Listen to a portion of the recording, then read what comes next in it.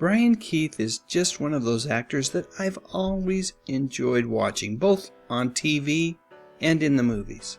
My first exposure to his work was in Family Affair, which was a TV show that I've always felt was heartwarming, funny, and just a little bit sad. Ironically, that's probably a good way to describe Brian Keith's life as well. Sure, his life was full of triumphs, but along the way, the man who played good old Uncle Bill on TV had a few challenges of his own as well. I'll talk about them in just a couple of minutes, but first, I'd like to reflect upon a handful of my favorite memories that involve Brian Keith. I'll start with Family Affair, simply because, like I said earlier, I freaking love this show. Along with Brian Keith, you had a stellar cast that included Anissa Jones, Johnny Whitaker, Kathy Garver, and Sebastian Cabot. Each week, important life lessons were handed down by Uncle Bill and his right-hand man, Mr. French, to twins Buffy and Jody, as well as their older sister, Sissy. They don't make them like this anymore, folks, and it's just too darn bad if you ask me. Also worth mentioning is Disney's The Parent Trap.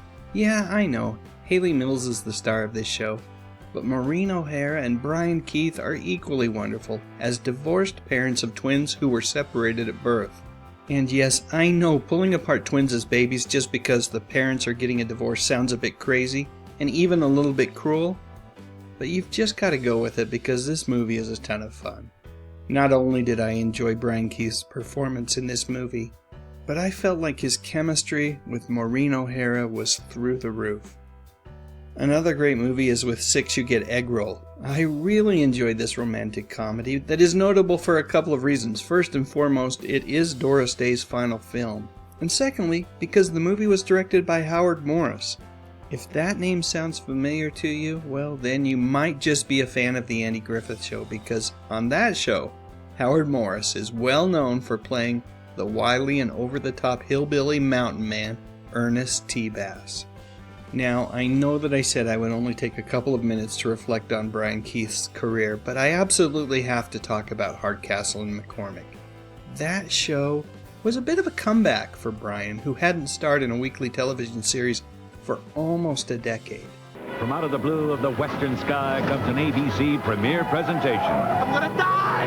You're not gonna die. The most unlikely pair of lawmen ever to hit the dusty trail. You're gonna be my fast gun. Do I get to wear a cornball Hawaiian shirt and tennis shoes? A new breed of crime fighter. Wise guys rule the world today, but we're gonna step in and sling some lead, kid. Get him up, Scout. Brian Keith's the ex-judge, Daniel Hugh Kelly's the ex-con. Hardcastle and McCormick. Does anybody like you? I hope not.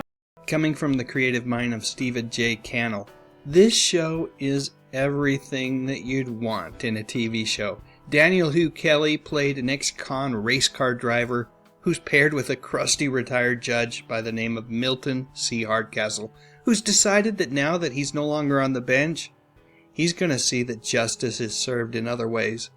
The show ran for 3 seasons on ABC, beginning in 1983, and really, if you think about it, it introduced Brian Keith to an entirely new generation of TV viewers. Although Brian had quit smoking right around the time that Hardcastle and McCormick came to an end, about a decade later, he was diagnosed with lung cancer.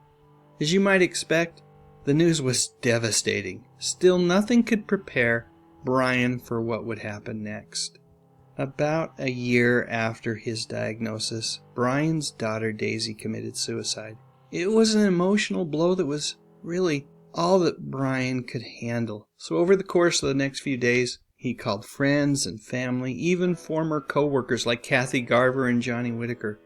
I have no idea what was said in those conversations, but I do suspect that it was Brian's way of saying goodbye, because it wasn't long after that Brian made the decision to take his own life as well.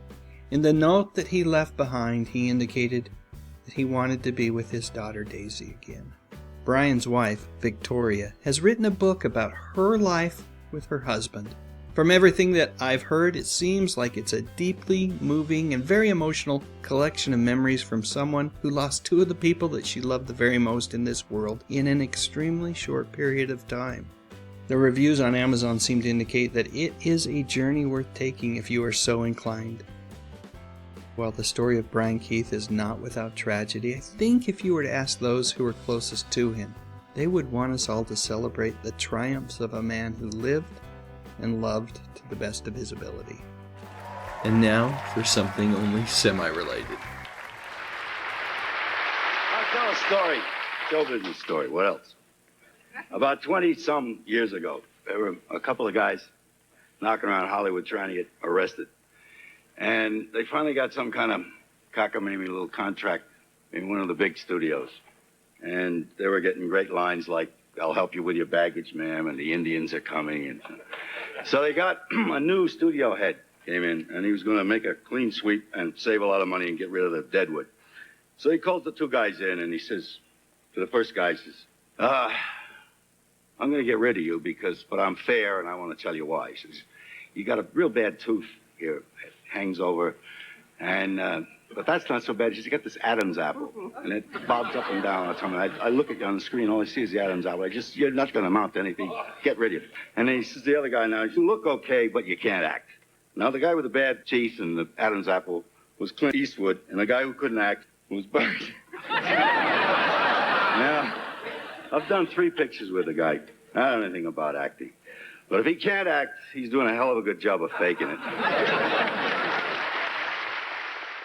Look at all these fine people who not only subscribe to the channel, but are supporting channel members as well. If you see your name on this list, thank you so very much. Each one of you are truly appreciated. Click on that thumbnail cause it's time to go. Dave's got the classics, let the memories flow. TV shows and movies that we all hold so dear. On his YouTube channel he's keeping memories near. Dave Sundstrom, bringing back the good stuff, oh yeah.